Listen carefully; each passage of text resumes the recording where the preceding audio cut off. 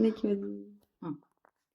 வந்து பிஎஸ் சோப்பை வச்சு சோப்பு தயாரிக்க போகிறோம். கத்தாழை சோப்பு தயாரிக்க போகிறோம். இதை நறுக்கிட்டு இந்த கத்தாழை நறுக்கி எடுத்து வச்சுருக்கேன் செல்லை. இது வந்து கத்தாழை நறுக்கி செல் எடுத்து வச்சுருக்கேன். அரைக்க போகிறேன். அரைச்சிட்டு காமிக்கிறேன். இது வந்து டபுள் மெத்தடு பண்ணணும். நம்ம வந்து எப்படி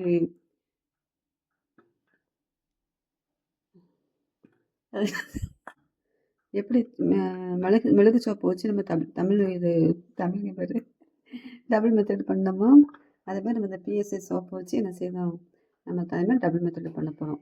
சாரில் பண்ணிட்டு நம்ம சொல்லுது.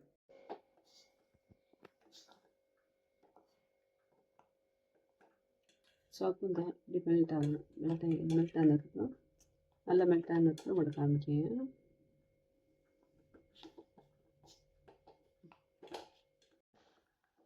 சோப்பு தான் நல்லா அந்த கரைஞ்சி நல்லா லிக்விட் பதத்துக்கு வந்துருச்சா. லிக்விட் பதத்துக்கு வந்ததுக்கப்புறம் நம்ம என்ன செய்ய போகிறோம், சோத்து கத்தலை அரைச்சி வச்சுருக்கோம் இல்லையா, இதை ஊற்ற போகிறோம்.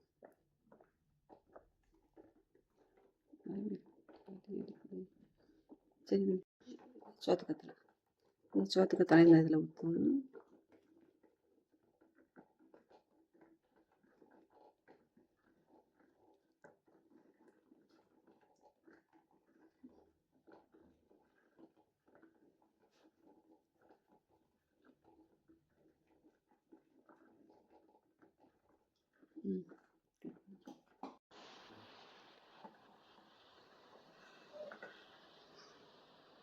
நம்ம காய்ச்சி வச்சு இந்த காய்ச்சினதுக்கப்புறம் என்ன செய்ய போகிறோம், சோப்பு மேலே இதில் ஊற்ற போகிறோம். அது பேர் மோல்டு சோப்பு மேலே இதில் ஊற்ற போகிறோம்.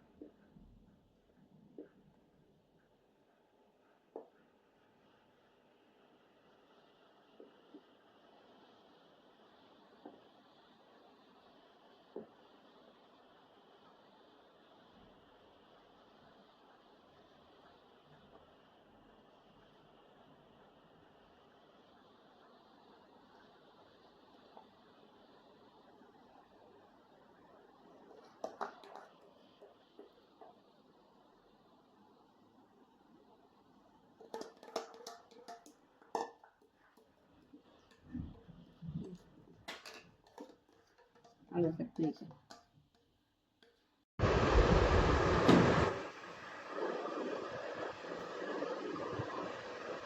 பாருங்க சோப்பு எவ்வளோ அழகாக வந்துருக்குங்க. சோத்து கத்தலை சோப்பு நம்ம பிஎஸ்ஐ சோப்புனா பிஎஸ்ஐ சோப்பை வச்சு தான் நம்ம என்ன செஞ்சோம்.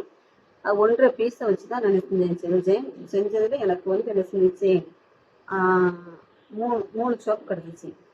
6 இது ஊற்றினேன். எனக்கு வந்து 2 இது வந்து நுர அப்படி பள்ளமாயிடுச்சு. நுர வந்து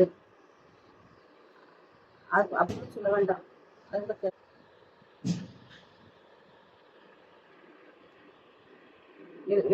இருக்கியா பேசலாம். பேசலாம்.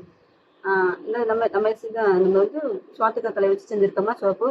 இது வந்து நம்மளா செஞ்ச ஒரு திருப்தி இருக்கும். சோத்து கத்தலை வந்து நம்மளுக்கு வந்து நல்லதும் கூட, உடம்புக்கு நல்லதும் கூட.